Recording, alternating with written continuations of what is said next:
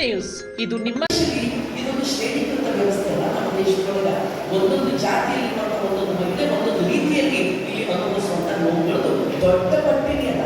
ಮಹಿಳಾ ಚಳವಳಿ ಯಾವತ್ತೂ ಸಮಸ್ತ ಮಹಿಳೆಯರನ್ನ ಒಂದೇ ತಕ್ಕದಲ್ಲಿ ಇಟ್ಟು ನೋಡಿಲ್ಲ. ಅಲ್ಪಸಂಖ್ಯಾತ, ದಲಿತ, ಹಿಂದುಳಿದ, ಶ್ರಮಿಕ, ಬೇರೆ ಬೇರೆ ರೀತಿಯ ಮಹಿಳೆಯರ ಸಂಕಟಗಳನ್ನ ಇಲ್ಲಿ ಮಹಿಳಾ ಚಳವಳಿ ಅಧ್ಯಯನ ಮಾಡ್ಕೊಂಡು ಬಂದಿದ್ದನ್ನ ನಾವು ನೋಡ್ತೀವಿ. ಅಂದ್ರೆ ಯಾವಾಗ ಈ ದೇಶದೊಳಗೆ ಹೆಣ್ಮಕ್ಳದ್ದು ಇಷ್ಟೆಲ್ಲ ಕಷ್ಟಗಳಿದ್ವಲ್ಲ, ಆವಾಗ ಅಲ್ಲೊಂದು ಇಲ್ಲೊಂದು ಸಮಾಜ ಸುಧಾರಣಾ ಚಳುವಳಿಗಳ ನಡೆದು ಸಹಿತ ನಾವು ನೋಡ್ತೀವಿ. ಆಕ್ಚುಲಿ ಆ ಒಂದು ಒಳಗ ದೊಡ್ಡ ಪ್ರಮಾಣದಲ್ಲಿ ಪುರುಷರು ಮಹಿಳೆಯರ ಸಮಾನತೆ ಸಂಬಂಧಪಟ್ಟಂಗ ಅವರ ಶಿಕ್ಷಣಕ್ಕೆ, ಅವರ ಆರೋಗ್ಯದ ಪ್ರಶ್ನೆ ಇದೆಲ್ಲ ಎತ್ಕೊಂಡು ಅಲ್ಲಿ ಇಲ್ಲಿ ಕೆಲಸ ಮಾಡಿದ್ದನ್ನ ನಮಗೆ ಉದಾಹರಣೆಗಳು ಬೇಕಾದಷ್ಟು ಸಿಗ್ತಾವೆ ಭಾರತ ದೇಶದೊಳಗೆ. ಆದ್ರೆ ಆಕ್ಚುಲಿ ಹೆಣ್ಣು ಮಕ್ಕಳು ಅಂತ ಹೇಳಿದ್ರೆ ಮನೆಯೊಳಗೆ ಇರಬೇಕು ಅಂತಿದ್ದಾಗ ಯಾವಾಗ ಸಮಾಜದ್ದು ಆರ್ಥಿಕದ ಒಂದು ಢಾಂಚ, ಆರ್ಥಿಕ ವ್ಯವಸ್ಥೆಯನ್ನು ಪಲ್ಲಟ ಆಗ್ತಾ ಹೋದಾಗ ಚಳುವಳಿಗಳು ಸಹಿತ ಆದವು. ದೊಡ್ಡ ಮಟ್ಟದಲ್ಲಿ ಚಳುವಳಿ ಆದವು. ನಮ್ಮ ದೇಶದೊಳಗೆ 16ನೇ ಶತಮಾನ 17ನೇ ಶತಮಾನದಲ್ಲಿನೇ ಕಿಸಾನ್ ಚಳುವಳಿ ಅಂದರೆ ರೈತರ ಚಳುವಳಿಗಳು, ಕಾರ್ಮಿಕರ ಚಳುವಳಿಗಳು ಆರಂಭ ಆದವು. ಈ ಚಳುವಳಿಗಳಿಗೆಲ್ಲ ಯಾ ಹೆಣ್ಣು ಮಕ್ಕಳಿಗೆ ಹೆಣ್ಣುವಾಗಿ ನಿನಗೆ ಗೊತ್ತಾಗ್ತದ, ಮನೆ ಒಳಗೆ ಬಿದ್ದಿರು, ಒಡೆದಂಗ ಬಡಿಸ್ಕ, ಬೈದಂಗ ಬಯಸ್ಕೋ ಅಂತ ಯಾವ ಹೆಣ್ಣುಮಕ್ಕಳಿಗೆ ಹೇಳ್ತಿದ್ರು, ಆ ಹೆಣ್ಣುಮಕ್ಕಳು ಸಹಿತ ಚಳುವಳಿಯಲ್ಲಿ ಭಾಗವಹಿಸಿದ ಇತಿಹಾಸದ ದಾಖಲೆಗಳು ನಮ್ಮ ಮುಂದೆ ಇದಾವ. ನಾವು ಗಮನಿಸಬೇಕು. ಸೊ ಬರ್ತಾ ಬರ್ತಾ ಈ ದೇಶದೊಳಗ ಬ್ರಿಟಿಷರು ಬಂದರು, ಅವರಿಗೂ ಮೊದಲು ಅನೇಕ ಜನರು ಬಂದರು. ಈ ವಸಾಹತುಶಾಹಿ ಒಳಗ ನಮ್ಮ ದೇಶ ಏನು ಕಷ್ಟಕ್ಕೆ ಒಳಗಾಗ್ತಾ ಹೋದಂಗ ಅನೇಕ ಬದಲಾವಣೆಗಳು ಬರ್ತಾ ಹೋದವು. ಅದು ಅಭಿವೃದ್ಧಿ ನೆಪದ ಬದಲಾವಣೆಗಳಾದವು ಮತ್ತು ಬೇರೆ ಬೇರೆ ರೀತಿಯ ಬದಲಾವಣೆಗಳಾದವು. ಆ ಬದಲಾವಣೆಗಳಾಗ್ತಾ ಹೋದಂಗ ನಮ್ಮ ಹೆಣ್ಣು ಮಕ್ಕಳ ಜೀವನದ ಒಳಗೂ ಸಹಿತ ಅನೇಕ ಪರಿವರ್ತನೆಗಳು, ಬದಲಾವಣೆಗಳು ಬರಲಿಕ್ಕೆ ಶುರು ಆದವು. ಇದೊಂದು ಚರಿತ್ರೆ ಅದ. ನಾವು ಇವತ್ತಿನ ಮಹಿಳಾ ಚಳುವಳಿಯನ್ನ ಯಾರೋ ಹಾಸನ ಪ್ರಕರಣದಲ್ಲಿ ಯಾರಷ್ಟು ಜನ ಪ್ರತಿಕ್ರಿಯೆ ಮಾಡ್ಯಾರ, ಅದು ಮಾತ್ರ ಮಹಿಳಾ ಚಳುವಳಿ ಅಂತ ನಾವು ಹೀಗೆಲ್ಲ ನೋಡ್ತೀವಿ. ಹಂಗಿರೋದಿಲ್ಲ. ಮಹಿಳಾ ಚಳುವಳಿ ಅಥವಾ ಯಾವುದೇ ಒಂದು ಚಳುವಳಿಗೆ ಒಂದು ದೀರ್ಘಕಾಲದ ಪರಂಪರೆ ಇರ್ತದ. ಅದು ಕೊಂಡಿಗಳು ಹೋಗಿ ಹೋಗಿ ಹೋಗಿ ಎಲ್ಲಿಗೆ ನಿಲ್ತಾವ ಅಂತ ನೀವು ಕೇಳಿದ್ರ, ಆದಿಮ ಕಾಲದಲ್ಲಿ ದೇವಿ ಪ್ರಸಾದ್ ಚಟ್ಟೋಪಾಧ್ಯಾಯರು ಹೇಳುವ ಪ್ರಕಾರ ಅವಾಗೇನು ಮಹಿಳೆಯರೇ ಮಾನ್ಯರಾಗಿದ್ದಂಥ ಕಾಲ ಇತ್ತು. ಆ ತರುವ ಏನು ಮಹಿಳೆಯರಿಗೆ ಮೂಲಿ ತಳೆದಂಥ ಕಾಲ ನಡೀತು. ಆವಾಗ ಒಂದು ಎರಡು ಮನೆ ಹೊರತು ಎಲ್ಲೆಲ್ಲಿ ಈ ಪ್ರತಿಭಟನೆಗಳು ಎದ್ದು ಬಂದವು, ಆಗ ಅದೆಲ್ಲರ ಜೊತೆಗೂ ಇವತ್ತಿನ ಚಳುವಳಿ ಲಿಂಕ್ ಇರ್ತದೆ. ಪರಂಪರೆಗೆ ಕೊಂಡಿ ಇಲ್ಲದೆ ಒಂದು ಚಳುವಳಿ ಬರುತ್ತಿರೋದಿಲ್ಲ. ಅದೊಂದು ಸೆಪರೇಟ್ ಒಂದು ಉದ್ಭವ ಆಗೋದಿಲ್ಲ. ಸೊ ಹಾಗಾಗಿ ಭಾರತದ ಒಳಗೂ ಸಹಿತ ಮಹಿಳೆಯರ ಸಂಬಂಧಪಟ್ಟಂಗ ಅತ್ಯಂತ ವೈಜ್ಞಾನಿಕವಾಗಿ ಮತ್ತು ಸಮಗ್ರ ವಿಮೋಚನೆಯ ದೃಷ್ಟಿಯಿಂದ ಕ್ರಮೇಣ ಚಳುವಳಿಗಳು ನಮ್ಮಲ್ಲಿ ಬೆಳೆದು ಬಂದವು. ನನಗೆ ಬಹಳ ಖುಷಿ ಆಗೋದು ಏನು ಅಂತ ಕೇಳಿದ್ರೆ, ನಮ್ಮಲ್ಲಿ ಕೆಲವು ಜನ ಅವರ ಪ್ರದೇಶದಲ್ಲಿ ಸಣ್ಣ ಸಣ್ಣ ಸೊಸೈಟಿಗಳು ಕಟ್ಕೊಂಡು, ಮಹಿಳಾ ಕ್ಲಬ್ಗಳು ಕಟ್ಕೊಂಡು, ಬೇರೆ ಬೇರೆ ರೀತಿಯ ಅನೇಕ ನಾವು ಹೆಸರುಗಳನ್ನು ನೋಡ್ತೀವಿ. ಆ್ಯಕ್ಚುಲಿ ನಮ್ಮ ಇದರಲ್ಲಿ 1999ರಲ್ಲಿ ಒಂದು ಚೌಹಾರ್ ದಂಗೆ ಅಂತ ಆಯಿತು. 1963ರಿಂದ 1800ರಲ್ಲಿ ಸನ್ಯಾಸಿಗಳ ದಂಗೆ ನಡೀತು. 1829ರಿಂದ 31ರವರೆಗೆ ವಹಾಬಿ ದಂಗೆ ನಡೀತು. ನಮ್ಮಲ್ಲಿ 30ರಿಂದ ತಿತುಲಿ ತುಳಿಡೆಂಬುದರಲ್ಲಿ ಒಂದು ಬಸಾತಿನ ಒಂದು ದಂಗೆಯನ್ನು ನಡೀತು. 1855-57 ತನ್ವಯ ಸಂತಾನದ ದಂಗೆ, ಆಮೇಲೆ ಬಿರ್ಷಾ ದಂಗೆ, ಇಂಥ ಎಲ್ಲ ದೊಡ್ಡ ಮಟ್ಟದ ಹೋರಾಟಗಳು ನಮ್ಮಲ್ಲಿ ನಡೆದು, ಈ ಹೋರಾಟದಲ್ಲಿ ಮಹಿಳೆ ಮೈನಸ್ ಇರಲಿಲ್ಲ. ನೀವು ಕೇರಳದಲ್ಲಿ ಒಂದು ದೊಡ್ಡ ಹೋರಾಟವನ್ನು ನಾವು ನೋಡ್ತೀವಿ. ಹೆಣ್ಣು ಮಕ್ಕಳು ಕಾಡಿಗೆ ಹೋಗಿ ಕಟ್ಟಿಗೆ ತಂದ್ರಲ್ಲೇ ಅವರಿಗೆ ಶಿಕ್ಷೆ ಕೊಡ್ತಿದ್ರು. ಆವಾಗ ಹೆಣ್ಣು ಮಕ್ಕಳು ದೊಡ್ಡ ಪ್ರಮಾಣದ ದಂಗೆ ಇದ್ದಿದ್ದು ಇವತ್ತಿಗೂ ದಾಖಲೆ ಅಲ್ಲ. ಅಂದರೆ ನಮ್ಮ ಹೆಣ್ಣು ಮಕ್ಕಳು ಮನೆಯಿಂದ ಹಿಡ್ಕೊಂಡು ತಾವು ಕೆಲಸ ಮಾಡುವ ಜಾಗದವರೆಗೂ ಅದು ನನಗೆ ನೀವು ಎಕ್ಸಾಂಪಲ್ ತಗೋಬೋದು. ನಾನಾ ರೀತಿಯ ಪ್ರತಿಭಟನೆಗಳನ್ನ ವ್ಯಕ್ತ ಮಾಡಿದ್ದನ್ನ ನಾವು ನೋಡ್ತೀವಿ. ಈ ಹೋರಾಟಗಳು ಮಡುಗಟ್ಟಿ ಕಟ್ಟಿಕೊಟ್ಟು ಒಂದು ತೀವ್ರತೆಯನ್ನ ಎದ್ದು ಮಾಡಿದ್ರು. 1857ರಲ್ಲಿ ಒಂದು ಪ್ರಥಮ ಸ್ವಾತಂತ್ರ್ಯ ಹೋರಾಟವನ್ನ ನಡೀತು ಅಂತನ್ನೋದು ನಮಗೆ ನೆನಪಿಗೆ ಸಾಧ್ಯ ಆಗಬೇಕು. ಸೊ ಅದರಲ್ಲಿ ದೊಡ್ಡ ಪ್ರಮಾಣದಲ್ಲಿ ಬೇರೆ ಬೇರೆ ಪ್ರದೇಶದಲ್ಲಿ ಈ ಚಳುವಳಿಗೆ ಪೂರಕವಾದ ರೀತಿಯಲ್ಲಿ ಮಹಿಳೆಯರು ಭಾಗವಹಿಸಿದಾರ ಅನ್ನೋದು ನಮಗೆ ಗೊತ್ತಾಗಬೇಕು. ಇದೇ ಸಂದರ್ಭದಲ್ಲಿ ದೇಶ ತುಂಬ ಸಣ್ಣ ಪುಟ್ಟ ಸಮಾಜ ಸುಧಾರಣೆಗಳು ಆರಂಭ ಆದವು. ಸಣ್ಣ ಸಣ್ಣ ಸಂಘಟನೆಗಳು ಕಟ್ಕೊಂಡು ಕೆಲವು ಪತ್ರಿಕೆಗಳು ತಂದು ವಿಧವಾ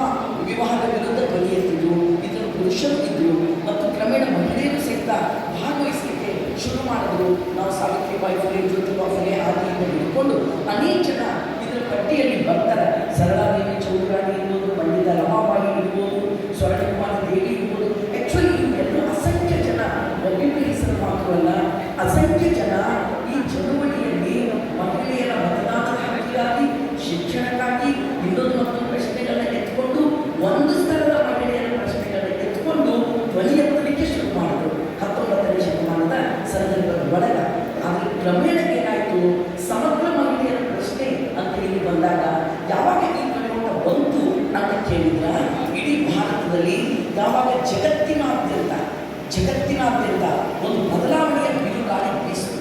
ಯಾವಾಗ 1905ರಲ್ಲಿ ಒಂದು ರಷ್ಯಾದಲ್ಲಿ ಒಂದು ಪ್ರಥಮ ಕ್ರಾಂತಿ ನಡೆಯಿತು. ಆವಾಗ ಅದೇನು ಆಗಲ್ಲ ನಿರ್ವಹಣೆಯಿಂದ ಹಿಡಿದುಕೊಂಡು ಸಮಾಜದ ಎತ್ತುವಂಥ ಪ್ರಶ್ನೆಗಳ ಒಳಗ ಮಹಿಳೆ ದೊಡ್ಡ ಪ್ರಮಾಣದಲ್ಲಿ ಭಾಗವಹಿಸ್ತಾರ ಅಂತ ಆದ್ರ ಆ ಮಹಿಳೆಯನ್ನ ಅವಳ ಸಮಗ್ರ ಹಕ್ಕುಗಳ ಸಂಬಂಧಪಟ್ಟಾಗ ಚರ್ಚೆ ಆರಂಭ ಆಗುತ್ತದೆ. ಅಲ್ಲಿವರೆಗೆ ಸಣ್ಣ ಬೇರೆ ಬೇರೆ ಅಂಶಗಳೆಲ್ಲ ಇದ್ದು, ಆದ್ರೆ ಯಾವಾಗ 1917, 1910, 8, 5 ಈ ಸಂದರ್ಭದಲ್ಲಿ ಮಹಿಳೆಯ ಸಮಗ್ರ ಹಕ್ಕಿನ ಪ್ರಶ್ನೆ ಬಂದಾಗ ಭಾರತದ ಒಳಗೂ ಸಹಿತ ಈ ಪ್ರಶ್ನೆ ಎದ್ದು ಬಂತು. ಆವಾಗ ಒಂದು ಸ್ತರದ ಮಹಿಳೆಯರ ಬಗ್ಗೆ ಚರ್ಚೆ ಆಗ್ತಾ ಇರುವಂಥ ಭಾರತದ ಒಳಗ ಅತ್ಯಂತ ತಳಹಂತದಲ್ಲಿರುವಂಥ ಸಮಸ್ತ ಮಹಿಳೆಯರ ಪ್ರಶ್ನೆಗಳು ಪ್ರಧಾನಗಳಿಗೆ ಬಂದು ಹೆಂಗ್ ಬಂದು ಭಾರತದ ಒಳಗ ರೈತ ಆಂದೋಲನ ಆರಂಭ ಆಯಿತು ಮತ್ತು ಕಾರ್ಮಿಕ ಆಂದೋಲನ ಆರಂಭ ಆಯಿತು. ದಿಲ್ಲಿ ಕಾರ್ಮಿಕರದ್ದು ದೊಡ್ಡ ದೊಡ್ಡ ಹೋರಾಟಗಳು ನಡೆದು, ಬೇರೆ ಬೇರೆ ಕಾರ್ಮಿಕರ ಹೋರಾಟಗಳು ನಡೆದು, ಆ ಹೋರಾಟದಲ್ಲಿ ಮತ್ತು ಆ ಕೆಲಸ ಮಾಡೋ ಕ್ಷೇತ್ರದಲ್ಲಿ ದೊಡ್ಡ ಪ್ರಮಾಣದಲ್ಲಿ ಹೆಣ್ಣುಮಕ್ಕಳು ಇದ್ದು, ಈ ಆರ್ಥಿಕ ಪ್ರಶ್ನೆಗಳೊಂದಿಗೆ ಸಾಮಾಜಿಕ ಪ್ರಶ್ನೆಗಳು ಎತ್ಕೊಳ್ಬೇಕಾದಂಥ ತುರ್ತು ಮತ್ತು ಬೇರೆ ಬೇರೆ ರೀತಿಯ ಇವುಗಳನ್ನು ಒಂದು ಒತ್ತಡವನ್ನು ಉಂಟು ಮಾಡಿದಂಥ ಆ ಸಂದರ್ಭದ ಚಟುವಟಿಕೆಗಳು ನಾವು ನೋಡ್ತೀವಿ. ಇದೆಲ್ಲ ಆಯಿತು. ಮಹಿಳಾ ಚಳುವಳಿ ಅಂತಂದರೆ ಬೇರೆ ಚಳುವಳಿಗಳಲ್ಲಿ ಮಹಿಳೆಯರು ಮಾಡಿರೋದಾಯಿತು. ಮಹಿಳಾ ಇಶ್ಯೂಗಳನ್ನೇ ಇಟ್ಕೊಂಡು ನಾವೇನು ಭಾರತದಲ್ಲಿ ಮೊದಲನೇ ಮತ, ಎರಡನೇ ಚಳುವಳಿ ನಡೀತಿದೆ. ಒಂದು ಘನತೆಯ ಹಕ್ಕಿಗಾಗಿ, ಮಹಿಳೆಯ ಹಕ್ಕಿಗಾಗಿ, ಅದು ಆಸ್ತಿಯ ಹಕ್ಕಿಗಾಗಿ, ಅದೆಲ್ಲ ಕಾನೂನಲ್ಲಿ ಬಂದರೂ ಸಹ ಅದನ್ನು ಬಂದಿರಲಿಲ್ಲ. ಅತ್ಯಾಚಾರ ಮತ್ತು ದೌರ್ಜನ್ಯದ ಹೊತ್ತಿಂದಲೇ ಮಹಿಳಾ ಚಳುವಳಿ ಭಾರತದಲ್ಲಿ ಶುರುವಾಯಿತು. ಅದರ ಬಗ್ಗೆ ನೀವು ಒಂಚೂರು ಬೆಳಕು ಚೆಲ್ಲಬಹುದು. ಮಥುರಾ ಪ್ರಕರಣ ಇರ್ಬೋದು, ಶಾಬಾ, ಅದರಿಂದ ನಮಗೆ ನಿಜವಾಗಿ ಮಹಿಳಾ ಚಳುವಳಿಯ ಹೆಜ್ಜೆಗಳನ್ನು ಗುರುತಿಸ್ಕೋಬೇಕಾಗುತ್ತೆ. ಅನುಪಮ ಹೇಳಿದ್ದು ಬಹಳ ಕರೆಕ್ಟು. ನಾನು ಇದಕ್ಕೆ ಲಿಂಕ್ ಆಗಿ ಯಾಕೆ ಮಾತು ಹೇಳಿದ್ರೆ, ಭಾರತದ ಮಹಿಳಾ ಚಳುವಳಿ ಬಗ್ಗೆ ಅನೇಕ ವಿಮರ್ಶೆಗಳಿದ್ದಾವೆ. ಮಹಿಳಾ ಚಳುವಳಿ ಒಂದು ವರ್ಗದ ಮಹಿಳೆಯರನ್ನು ಮಾತ್ರ ಪ್ರತಿನಿಧಿಸ್ತದೆ, ಉಳಿದದನ್ನು ಪ್ರತಿನಿಧಿಸಲ್ಲ ಅನ್ನೋ ಮಾತು ಅದರ. ಸೊ ಹಾಗಿಲ್ಲ, ಭಾರತದಲ್ಲಿ ಬೆಳೆದಂಥ ಮಹಿಳಾ ಚಳುವಳಿ ಈ ಎಲ್ಲ ವೈಜ್ಞಾನಿಕ ಆರ್ಥಿಕ ಸಮಾನತೆ, ಸಾಮಾಜಿಕ ನ್ಯಾಯ ಮತ್ತು ಲಿಂಗತ್ವದ ಪ್ರಶ್ನೆ ಇವೆಲ್ಲ ಪ್ರಧಾನವಾಗಿ ಎತ್ಕೊಂಡು ದೇಶದಾದ್ಯಂತ ಹೋರಾಟಗಳ ಆರಂಭ ಆದವು. ಹಾಗೆ ಆರಂಭ ಆಗುವಾಗ AIWC ಅಂತದನ್ನು ಹುಟ್ಕೊಂಡು, NFAW ಹುಟ್ಕೊಂಡು, ಆಮೇಲೆ ಅಖಿಲ ಭಾರತ ಜನ್ಮಾಧಿಕಾರ ಸಂಘಟನೆ ಎಡ್ವಾ ಅಂತದನ್ನು ಹುಟ್ಕೊಂಡು. ಸೊ ಎಡ್ವಾದಂತಹ NFAW ಅಂತ ಸಂಘಟನೆಗಳು ಮಥುರಾ ಪ್ರಕರಣ ಇರ್ಬೋದು, ಸತಿ ಪದ್ಧತಿ ಪ್ರಕರಣ ಇರ್ಬೋದು, ಮತ್ತೆಲ್ಲೂ ನಡೆದಂಥ ಬೇರೆ ಪ್ರಕರಣಗಳಿರ್ಬೋದು, ಈ ಎಲ್ಲ ಪ್ರಕರಣಗಳಿಗೂ ಸಹಿತ ಒಂದು ಸರಿಯಾದ ಕಣ್ಣೋಟದಿಂದ ಇಶ್ಯೂವನ್ನು ಕೈಗೆತ್ತಿಕೊಂಡು ಹೋರಾಟ ಮಾಡಲಿಕ್ಕೆ ನಮಗೆ ಸಾಧ್ಯ ಆಯಿತು. ದೇಶದಾದ್ಯಂತ ನೀವು ನೋಡಿ, ಇವನ್ ಕರ್ನಾಟಕದಲ್ಲಿ ನೋಡಿರ್ಬೋದು, ಪಾರ್ವತಿ ಪ್ರಕರಣ ಇರ್ಬೋದು, ಮೊದಲ ಕಟ್ಟಿ ಹೊಡೆದಂಥ ಪ್ರಕರಣ ಇರ್ಬೋದು. ಈ ಎಲ್ಲ ಪ್ರಕರಣಗಳಿಗೂ ಸಹಿತ ಕ್ರಮೇಣ 1981ರ ತರುವಾಯ, ಆ್ಯಕ್ಚುಲಿ 81ಕ್ಕೂ ಮೊದಲು ಪ್ರತಿ ರಾಜ್ಯಕ್ಕೊಳಗೂ ಈ ಅಂಶಗಳನ್ನು ಇಟ್ಕೊಂಡು ಮಹಿಳಾ ಸಂಘಟನೆಗಳು ಆರಂಭ ಆಗಿದ್ವು.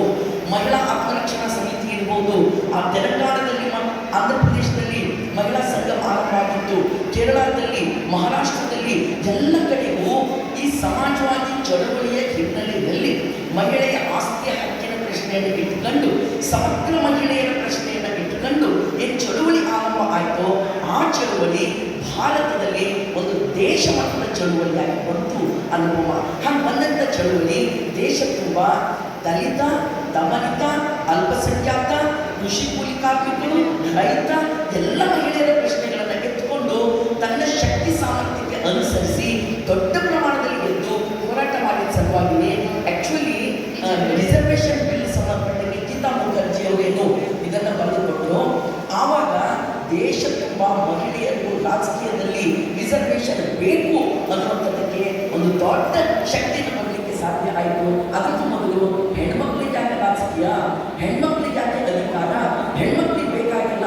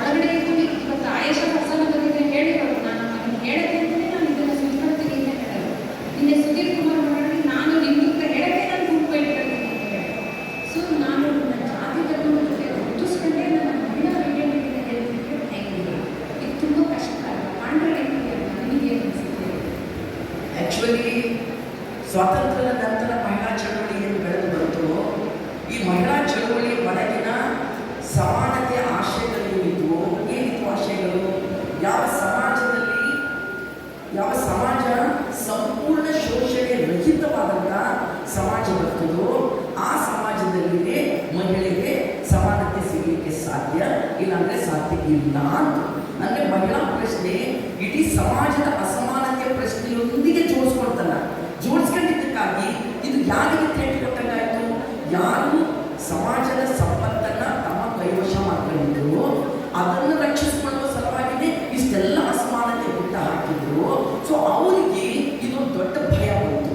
ಓ, ಈ ಹೆಂಗಸರು ಎಲ್ಲ ಹೆಣ್ಣು ಮಕ್ಕಳ ಪ್ರಶ್ನೆಯನ್ನ ಇಟ್ಟುಕೊಂಡು ಒಂದು ಅಡ್ರೆಸ್ ಮಾಡುವಾಗ ನಮ್ಮ ಸಂಪತ್ತನ್ನು ನಾವೇನು ಖಾಸಗಿ ಸಂಪತ್ತ ನಮ್ಮಲ್ಲಿ ಇಟ್ಕೊಂಡಿದ್ವಿ, ಅದಕ್ಕೆ ಧಕ್ಕೆ ಬರ್ತದೆ ಅಂತ ಗೊತ್ತಾಗಿ ಅದನ್ನು ರಕ್ಷಿಸಿಕೊಳ್ಳಿಕ್ಕ ಮೊದಲೇ ಅವರು ಧರ್ಮ ಮತ್ತು ದೇವರು, ಕೇವಲ ಧರ್ಮ ಅಲ್ಲ, ಧರ್ಮ ಮತ್ತು ದೇವರು ಎರಡನ್ನೂ ತಮ್ಮ ಟೇಕೆಯನ್ನಾಗಿ ಇಟ್ಕೊಂಡು, ಅಂದರೆ ತಾವು ರಕ್ಷಿಸಿಕೊಳ್ಳುವ ಒಂದು ಇದಾಗಿ ಹತ್ಯಾರಾಗಿ ಇಟ್ಕೊಂಡು, ಹಾಗೆ ಇಟ್ಟುಕೊಂಡಾಗ ಪ್ರತಿ ಸತಿ ಅವರದೆಲ್ಲ ಬಳಸಿದ್ದಾರೆ. ಹೆಂಗೆ ಬಳಸಿದ್ರು? ಬಳಸುವಾಗ ಏನು ಮಾಡೋದು ಅಂತ ಕೇಳಿದ್ರೆ, ಜನರ ಮಧ್ಯದಲ್ಲಿ ಅವರು ನಂಬುವಂತಹ ಧರ್ಮ ಮತ್ತು ದೇವರ ಹೆಸರಿನೊಳಗೆ ವಿಭಜನೆ ಮಾಡಲಿಕ್ಕೆ ಶುರು ಮಾಡಿದ್ರು. ಫಾರ್ ಎಕ್ಸಾಂಪಲ್, ಹಿಂದುತ್ವ ಮತ್ತು ಹಿಂದೂ ಇವೆರಡರಲ್ಲಿ ವ್ಯತ್ಯಾಸ ಗೊತ್ತಾಗದ ರೀತಿಯಲ್ಲಿ ಇವತ್ತು ವರ್ಕ್ ಮಾಡಿದ್ದಾರೆ. ಅದನ್ನೇ ಮಹಿಳೆಯರೊಳಗೂ ಇಳಿಸ್ಬಿಡ್ತಾರೆ.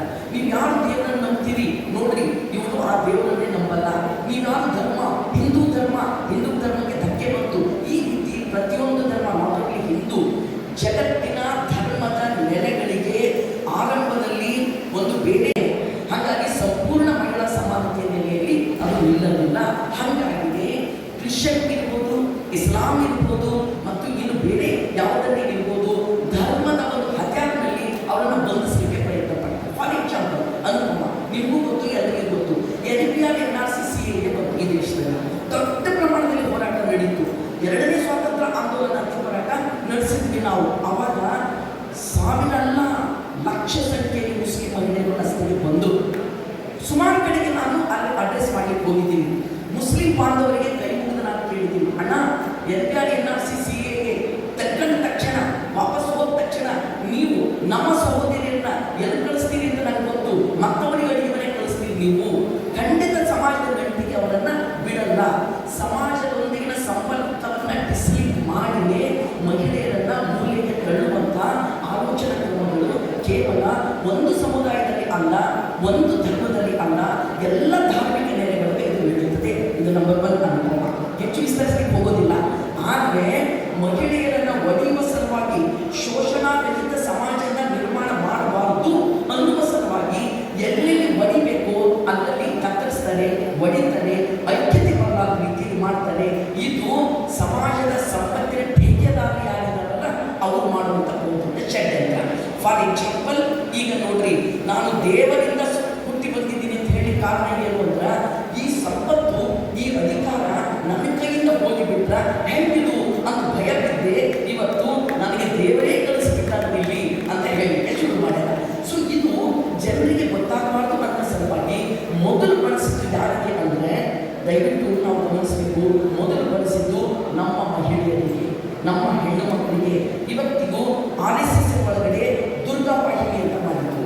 ದುರ್ಗಾ ವಾಹಿನಿ ಮೂಲಕ ಏನೆಲ್ಲ ಕ್ಲಾಸ್ ಕೊಟ್ಟು ನಮಗೆ ಹಿಂದೂ ಧರ್ಮ ಅಪಾಯದಲ್ಲಿ ಅದ. ಮೊದಲೇ ಹೇಳಿದ್ರು, ಮಾತೆಯರೇ, ಸೀತೆ, ಸಾವಿತ್ರಿ, ಮಂಡೋದರಿ ಅಂತ ಮನೆಯೊಳಗಿರಬೇಕು, ಬೆಂಕಿ ಹಾಕಿದ್ರು ಸಾಯಬೇಕು, ಕಾಡಿಗೆ ಬಿಟ್ಟು ಹೋಗಬೇಕು, ನೀವು ಅಂದರೆ ನೀವು ಎಂತ ಇದರ ಹೆಣ್ಣು ಮಕ್ಕಳು ಪ್ರತಿಯೊಂದ ಮಹಿಳೆಯರು ಅಂತ ಹೇಳ್ತಿದ್ರು.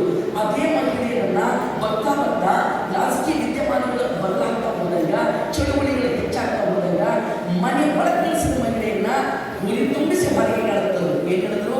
ನೀವು ದುರ್ಗಿ, ನೀವು ಮಹಾ ದುರ್ಗಿಯರಾಗಬೇಕು, ಕಾಳಿಯರಾಗಬೇಕು, ಬೇರೆಯವರು ನಮ್ಮ ಯಾರಿಲ್ಲ ಥರ ನೀವು ಅವ್ರನ್ನ ಕೊಚ್ಚಿ ಈ ದೇಶವನ್ನು ರಕ್ಷಿಸಬೇಕು ಅಂತ ಹೇಳಿ ಶುರು ಮಾಡಿದ್ರು. ಅಂದರೆ ಅರ್ಥ ಇಷ್ಟೇ ಅನುಪಮ, ಏನು ಗೊತ್ತಾ, ಈ ಯಾರ ಮ್ಯಾಲ ಆಳುವ ವರ್ಗದವರು ಇದ್ದಾರೋ ಮ್ಯಾಲ ಕೊಡ್ತಾರೋ ಮನೆಯೊಳಗೆ ಹಂಗೆ ಅದ. ಮನೆಯೊಳಗೆ ಏನದ, ಮಹಿಳಾ ಸಂಘಟನೆ ಕರೀರಿ ನೀವು, ಕರ್ದಾಗ ಏನು ಹೇಳ್ತಾರ, ಈ ಮನೆಯೊಳಗೆ ಪೂಜೆ ನೀನೇ ಮಾಡಬೇಕು, ಈ ಮನೆಯೊಳಗೆ ನೆಂಟ್ರಿಗೆ ನೀನೇ ಕರಿಬೇಕು, ಬಂದವರಿಗೆಲ್ಲ ನೀನೇ ಮಾಡಬೇಕು. ಮನೆ ದೇವರುಗಳು ನಮ್ಮ ಕುತ್ತಿಗೆ ಅಲ್ಲ, ಬರೀ ಹೊರಗಿನವರಲ್ಲ. ಮನೆ ದೇವರು ಪೂಜೆ ಮಾಡಿ ಅದು ಮಾಡಿ ಇದು ಮಾಡಿ ಎಲ್ಲ ಮಾಡ್ಕೊಂಡು ಬರಬೇಕು. ಅದನ್ನು ಬರಲಿಕ್ಕೆ ಸಾಧ್ಯ ಆಗಲಾರಂಥ ವ್ಯವಸ್ಥೆ ಇವತ್ತಿಗೂ ನಮ್ಮ ಸುತ್ತಮುತ್ತ ಮನೆ. ಇಷ್ಟೇ ಏನಲ್ಲ, ಧರ್ಮದ ಹೆಸರಿನ ದುರ್ಬಳಕೆ ಮತ್ತು ದೇವರು ಅನ್ನುವ ಮೌಲ್ಯದ ಕೇಂದ್ರ ಇದೆಯಲ್ಲ, ಈ ಕೇಂದ್ರವನ್ನು ಮತ್ತೆ ಯಾರು ಮನಸ್ಸಿನೊಳಗೆ ಗಟ್ಟಿ ಮಾಡ್ತಾರಲ್ಲ, ಮಹಿಳೆಯರ ಮನಸ್ಸಿನೊಳಗೆ ಗಟ್ಟಿ ಮಾಡ್ತಾರೆ. ನಮ್ಮ ಮುಂದಿನ ಸವಾಲು ಏನು ಅಂದ್ರೆ, ಇದನ್ನು ಹೇಗೆ ನಾವು ಅಡ್ರೆಸ್ ಮಾಡ್ತೀವಿ, ಇದನ್ನು ಹೇಗೆ ನಾವು ಅವ್ರು ಹೇಳುವ ಧರ್ಮ ಯಾವುದು, ನಿಜವಾದ ಧರ್ಮ ಯಾವುದು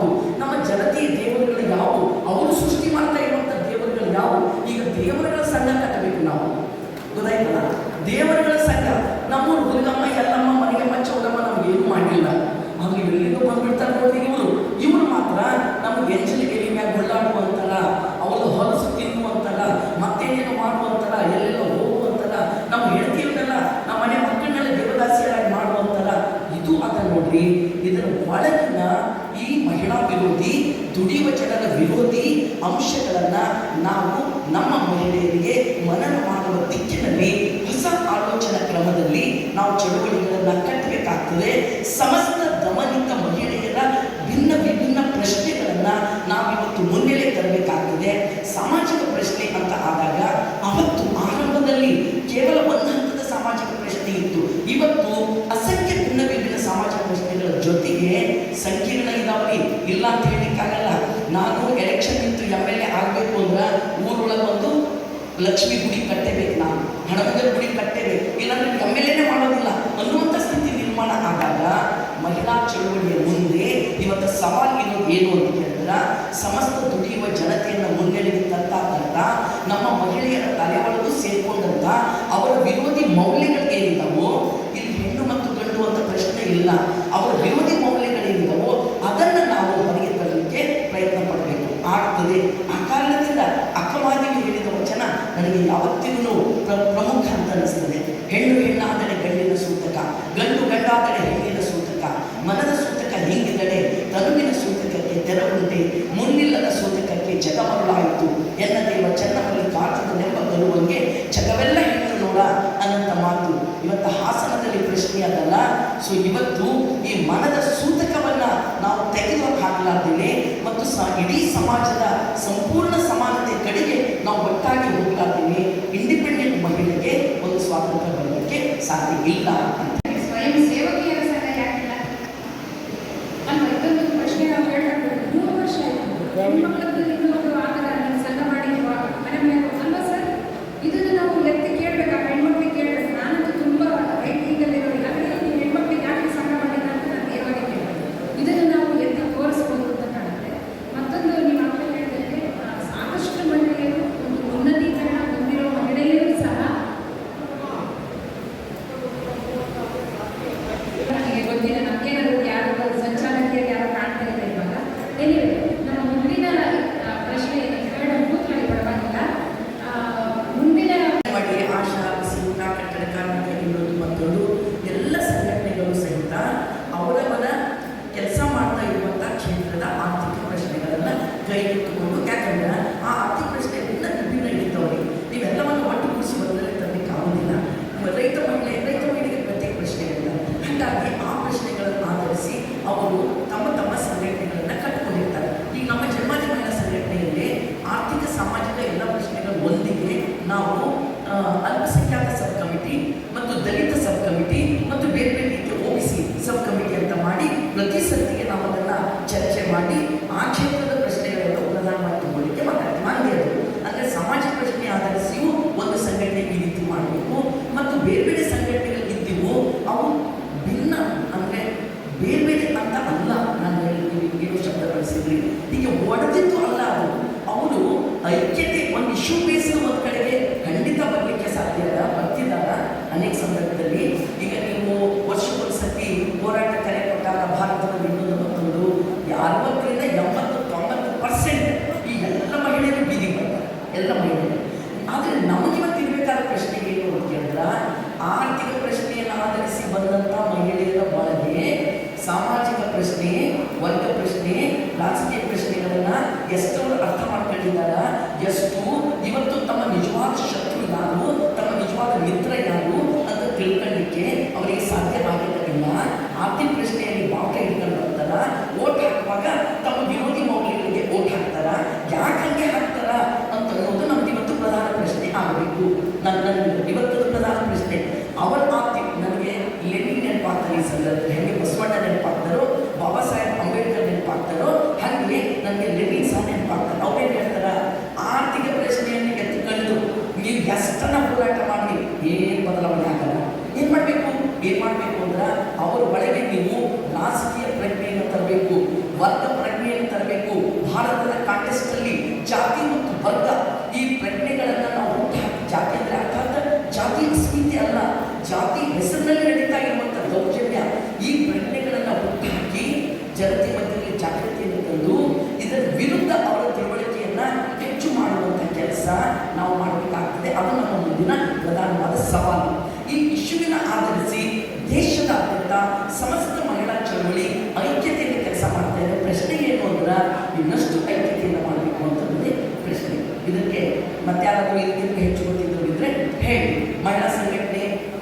ರಿಸರ್ವೇಷನ್ ಬಿಲ್ ಸಂಬಂಧಪಟ್ಟ ಹೋರಾಟ ಮಾಡುವಾಗ ಎಲ್ಲ ಮಹಿಳಾ ಸಂಘಟನೆಗಳನ್ನು ಒಟ್ಟುಗೂಡಿಸಿ ಹೋರಾಟ ಮಾಡಿದ್ರು.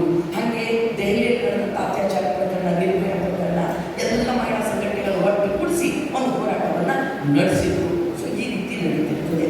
ಈಗ ಇನ್ನೊಂದು ಏನಿರ್ತದೆ, ಪ್ರಾಕ್ಟಿಕಲ್ ಎಜುಕೇಷನ್ ಬ್ಯಾಕ್ಲಾಶ್ ಮನೆ ಒಳಗೆ ಇರ್ತದೆ. ಇಲ್ಲಿಷ್ಟು ಜನ ಗಂಡಸರು ಕೂತಿರಲ್ಲ, ಹೆಣ್ಮಕ್ಳಿಗೂ ಸಹ ಈ ಭಾರತ ದೇಶದ ಪುರುಷ ಪ್ರಧಾನ ಪಾಳೆಗಾರಿ ಜಮೀನ್ದಾರಿ ಮೌಲ್ಯಗಳೇ ಇದಾವ.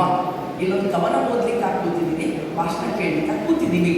ಎಷ್ಟು ಜನ ನಾಳೆಗೆ ಹಾಸನದಲ್ಲಿ 30ನೇ ತಾರೀಕಿಗೆ ನಡೆಯುವಂಥ ಹೋರಾಟಕ್ಕೆ ಬಂದು ಭಾಗವಹಿಸ್ತೀವಿ ಅಂದಾಗ ಎರಡು ದಿನ ಆಯ್ತು ಬಂದು ನಮ್ಮ ಮನೆಯೊಳಗೆ ಒಂದು ಮದುವೆ ಅದ ಹೋಗ್ಬೇಕ್ರಿ ಅಂತ ಪ್ರಶ್ನೆ ಬರ್ತದೆ. ನಮ್ಮ ಹೆಣ್ಮಕ್ಳಿಗೆ ವಿಶೇಷವಾಗಿ 2 ದಿನ ಕೂತಿನಲ್ರಿ ಮನೆಯೊಳಗೆ ಏನೋ ಆಯ್ತು. ಈ ಮನೆ ಮದುವೆ ಇವು ಎರಡನ್ನು ಎಷ್ಟೇ ಡೆಮಾಕ್ರೆಟಿಕ್ ಆಗಿ ಕಟ್ಟಿಕೊಂಡು ಮ್ಯಾಲೂ ನಮ್ಮ ಹೆಣ್ಮಕ್ಳನ್ನ ಮಾತ್ರ ನಿಯಂತ್ರಣ ಮಾಡ್ತಾ ಇದ್ದಾರೆ. ಮೇ ಸಾಹಿತ್ಯ ಮೇಳ ಇದರ ಬಗ್ಗೆ ಒಂದು ನಿರ್ಣಯನೇ ಪಾಸ್ ಮಾಡಬೇಕು. ಎಷ್ಟು ಪ್ರಜೆಗಳ ಗಂಡಸರು ಅಮ್ಮ, ಎಷ್ಟು ಬಾರಿ ದೊಡ್ಡ ದೊಡ್ಡ ಎಲ್ಲ ಬಣ್ಣದ ಬಾವುಟ ಹಾರಾಡಿಸಿ ದಿಕ್ಕಾನ ಹೇಳೋರು. ಮನೆ ಒಳಗಿನ ಮಹಿಳೆಯರ ಪ್ರಶ್ನೆ ಬಂದಾಗ, ಸಮಾನತೆ ಪ್ರಶ್ನೆ ಬಂದಾಗ ಜೀವವಾಗಿ ನೋಡೋದು. ನಾವು ಇವತ್ತು ಕಾಮಕರಿಗೆ ಮಾತ್ರ ಈ ಮಾತು ಹೇಳ್ತಾ ಇಲ್ಲ, ಹೆಣ್ಣನ್ನ ನೀವು ದೇಹವಾಗಿ ನೋಡಬೇಡಪ್ಪ, ಜೀವವಾಗಿ ನೋಡ್ರಿ ಅಂತ ಅವ್ರಿಗೆ ಮಾತ್ರ ಹೇಳ್ತಿಲ್ವಾ? ನಮ್ಮೆಲ್ಲ ಅತ್ಯಾಚಾರ ಮಾಡೋದು. ನನಗೆ ಕೇಳಿದ್ರೆ ನನ್ನ ಮನೆ ಒಳಗಿನ ಸಮಸ್ತ ಜನರಿಗೂ ಹೇಳ್ತಾ ಇದ್ದೀನಿ, ಹೆಣ್ಣನ್ನು ನೀವು ಜೀವವಾಗಿ ನೋಡ್ರಿ. ಜೀವವಾಗಿ ನೀವು ನೋಡಿದ್ರಿ ಅಂತ ಆದ್ರ ಒಬ್ಬ ಮಹಿಳೆ ಬಹಳ ಸರಳವಾಗಿ ಮನೆ ಕೆಲಸವೂ ಇಬ್ಬರ ಜೊತೆ ಸೇರ್ಕೊಂಡು ಮಾಡ್ಕೊಂಡು ಹೊರಗಡೆ ಬಂದು ಸಮಾಜದ ಚಟುವಟಿಕೆಯೊಂದಿಗೆ, ಸಮಾಜದ ಸಂಬಂಧದೊಂದಿಗೆ, ಉತ್ಪಾದನಾ ಪ್ರಕ್ರಿಯೆಯೊಂದಿಗೆ, ಆರ್ಥಿಕ ಸಮಾನತೆ ಮೇಲಿನ ಹಕ್ಕಿನೊಂದಿಗೆ ಆಕೆ ಕೆಲಸ ಮಾಡಲಿಕ್ಕೆ ಸಾಧ್ಯ. ಇದು ಜಟಿಲ ಪ್ರಶ್ನೆ, ನೀವು ಕೇಳಿದಷ್ಟು ಸರಳ ಪ್ರಶ್ನೆ ಅಲ್ಲ. ಎಲ್ಲೋ ಒಂದಿಷ್ಟು ಜನ ಇದ್ದಾರಪ್ಪ. ನಾನು ಗುರುಗಳಿಗೆ ಕೂತಿದ್ದ ಭಾಷಣ ತಗೊಂಡಿದ್ದೆವು. ನನ್ನ ಭಾಷಣದ ಗುರುಗಳು, ತಾತ್ವಿಕ ಗುರುಗಳವರು. ನಾನು ಮದುವೆ ಆಗಬೇಕು ಪ್ರಶ್ನೆ ಬಂದಾಗ ಖಂಡಿತ ಇದನ್ನು ಎದುರಿಸಿ ನಾವು ಕೇಳಿದ್ರು, ನೀವೆಲ್ಲ ಫ್ರೀ ಬಿಡುವಂತ ನಾವೇ ಒಂದು ಹುಡುಗ ನೋಡ್ತೀವಿ ಅಂತ. ನೀವೇನು ನೋಡ್ತೀರಿ? ನಾನು ನೋಡ್ಕೊಂಡು ಹುಡುಗನು ನಾನು ಯಾವತ್ತನ ಫ್ರೀ ಬಿಟ್ಟಿಲ್ಲ ಅಂದ್ರೆ 3 ನಿಮಿಷದಾಗ ಡೈವರ್ಸ್ ಬಂದಿದ್ದು. ನಾನು 3 ನಿಮಿಷದ ಡೈವರ್ಸ್. ನನ್ನ ಕೆಲಸ ನನ್ನ ಮನಸ್ಸು ನನ್ನ ವಿಚಾರ ನನಗೆ ಹೀಗೆ ಅನ್ನಿಸ್ತದೆ. ಯಾವ ನಮ್ಗೆ ನಮ್ಮವ್ವ ಏನು ಬರೀ ಹೆಣ್ಣು ಹಾಕಿಲ್ಲ ಅಂತ ಬೈದವರು ನನ್ನ ತಲೆ ಒಳಗೆ ಉಳ್ಕೊಂಡಿರ್ತಾರೆ. ಅವ್ರ ಕೆಲಸ 10 ಅಲ್ಲ 100 ರೊಟ್ಟಿ ಬಡ್ತೀವಿ ರೀ. ಯಾರು ರೊಟ್ಟಿ ಕೊಟ್ಟಲ್ಲ? ಇಷ್ಟು ಜನ ಪ್ರಗತಿಗಳು ಗಂಡಿಸ್ತಿದ್ದೀವಿ. ನಿಮ್ಮ ಮನೆಯೊಳಗೆ ಹೆಂಡತಿ ನೌಕರಿ ಮಾಡ್ತಿರ್ಬಹುದು, ಆದರೆ ಮನೆಯೊಳಗೆ ಕೆಲಸ ಮಾಡಿ ನೌಕರಿ ಮಾಡಲ್ಲ. ನೀವು ರೊಟ್ಟಿ ಬಡ್ದು ಕೆಲಸ ಮಾಡಿದಮ್ಮ ತಲೆ ನಿನ್ನ ಅಕೌಂಟಿಗೆ ಇಷ್ಟು ರೊಕ್ಕ ಯಾರು ಹಾಕಿಲ್ಲ? ದೊಡ್ಡ ದೊಡ್ಡ ಕವನ ಓದ್ತೀವಿ, ದೊಡ್ಡ ದೊಡ್ಡ ಭಾಷಣ ಮಾಡ್ತೀವಿ, ದೊಡ್ಡ ದೊಡ್ಡದಾಗಿ ಎಲ್ಲ ಕಡೆಗೆ ಹೋಗ್ತೀವಿ. ಅಯ್ಯೋ ಇಡೀ ಜೀವನ ಈ ಮನೆಗೆ ಮಾಡಿದ್ರಲ್ಲಪ್ಪ, ಏನು ಸ್ಥಿತಿ ತಗೊಂಡು ಹಾಕು. ಇಂಥವರಿಗೆ ನಾವು ಸನ್ಮಾನ ಮಾಡೋಣ. ನೇ ಸಾಹಿತ್ಯ ಮೇಳದ ನುವಾಲಿಗಳಿಗೆ ಹೇಳ್ತೀವಿ, ಮುಂದಿನ ವರ್ಷ ಇಂಥ ವಿಷಯಗಳಿಗೆ ಅಡ್ರೆಸ್ ಮಾಡಿದಂಥ ಪುರುಷರು ಅಥವಾ ಮಹಿಳೆಯರು ಯಾರಾದರೂ ಇರಲಿ, ಅವರನ್ನು ಇಲ್ಲಿ ತಂದು ಸನ್ಮಾನ ಮಾಡೋಣ. ನಾ ಕೆಲವು ಸಭೆ ಹೇಳ್ತೀನಿ, ಒಂದೇ ನಿಮಿಷ ಅನುಭವ ಪ್ಲೀಸ್, ಒಂದೇ ನಿಮಿಷ ಮುಗಿಸ್ತೀನಿ. ನಾನು ಗೊತ್ತು ನೀವು ಪ್ರಶ್ನೋತ್ತರ ಯಾಕೆ ಹೇಳ್ತೀನಿ ಅಂದ್ರೆ ನಾವು ಮತ್ತೆ ಭಾಷಣ ಹೋಗ್ಬಾರ್ದು ಕಂಟ್ರೋಲ್ ಮಾಡಲಿಕ್ಕೆ ಇರ್ತಾರೆ. ಇದೊಂದು ತಂತ್ರವೇ ಒಳ್ಳೆಯದೇ, ಇಟ್ಸ್ ಗುಡ್. ನಾವು ಆ ಸಂಘಟನೆ ಹೋಮ ಮಾಡಬೇಕಾಗ್ತದೆ. ನಾನು ನಮ್ಮ ಮಹಿಳಾಂತರು ಕಾರ್ಯಕ್ರಮಕ್ಕೆಲ್ಲ ಬಂದಾಗ ನಮ್ಮದೇ ಸಂಘಟನೆಯಲ್ಲಿರುವ ಗಂಡಸರಿಗೆ ಪ್ರಶ್ನೆ ಮಾಡ್ತೀನಿ. ಏನಂತ, ಅಪ್ಪ ಎಷ್ಟು ಜನ ರೊಟ್ಟಿ ಬಡಿಲಿಕ್ಕೆ ಬರ್ತದಪ್ಪ ಅಂತ ಕೇಳ್ತೀನಿ.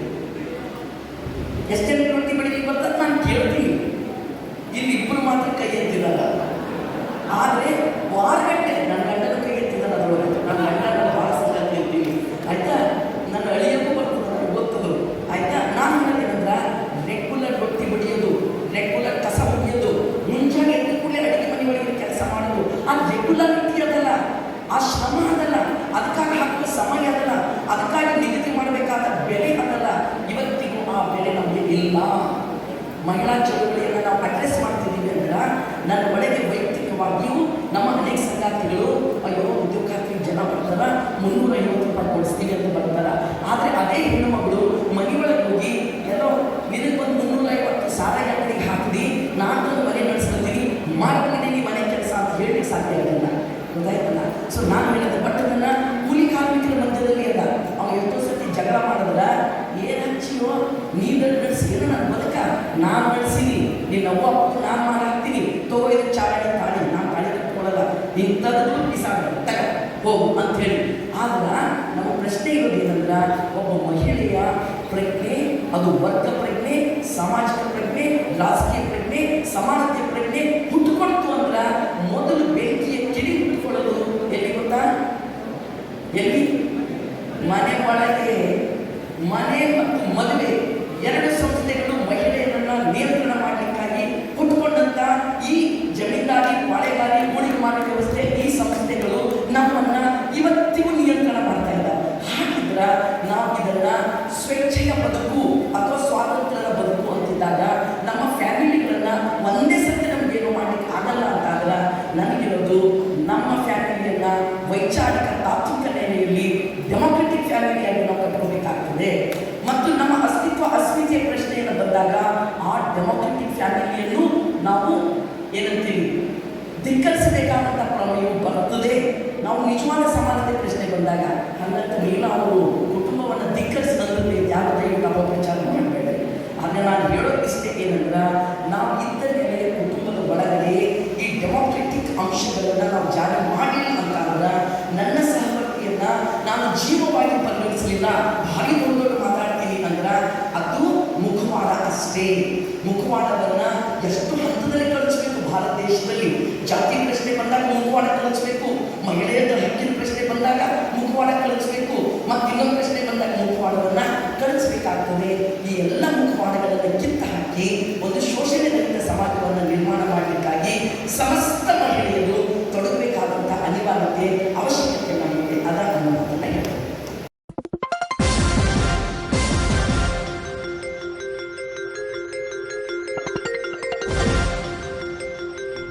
ಎಸ್ ನ್ಯೂಸ್, ಇದು ನಿಮ್ಮ ಧ್ವನಿ.